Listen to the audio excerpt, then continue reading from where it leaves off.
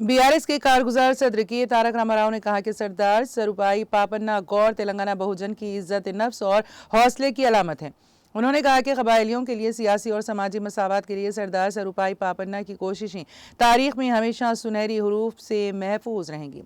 KTR ने सरदार सरुपाई पापन्ना गौड़ की जयंती के मौके पर सिलसिला चाउन में वाक़ उनके मुजस्समे को गुलहाए अक़ीदत पेश करते हुए उनकी खिदमात को भरपूर खिराजी अक़ीदत पेश किया। बालिज़ा मीडिया से बात करते हुए केटीआर ने कहा कि अब वक्त आ गया है कि उनकी मेहनत, इस्तेकामत और उनके तारीखी किरदार को याद किया जाए। उन्होंने कहा कि यह बहुत बड़ी बात है कि पापन्ना गौड़ ने रियासत की ताकत में तमाम बिरादरियों को शरीक करने के लिए ज़ात पात और मजहब की तफरीक के बगैर मसावी माशरे के जमहूरी जज्बे के साथ जद्दोजहद की। उन्होंने कहा कि बीआरएस के दौरे हुकूमत में रियासती हुकूमत ने हर साल सरकारी तौर पर सरदार सरुपाई पापन्ना गौड़ की यौम पैदाइश और यौम वफात के प्रोग्राम मुनक़्क़द करने का फैसला किया था ताकि आलमगीर शोहरत हासिल करने वाले शख्स की अजमत को याद किया जा सके। उन्होंने कहा कि उन्होंने तेलंगाना सेल्फ गवर्नमेंट के दौरान कबायली बिरादरियों को रियासती इक़दार में हिस्सा देकर और हज़ारों दलित और बहुजन बच्चों को रियासत में कायदीन के तौर पर तरबियत देकर पापन्ना गौड़ की उमंगों को हासिल करने के लिए अनथक मेहनत की।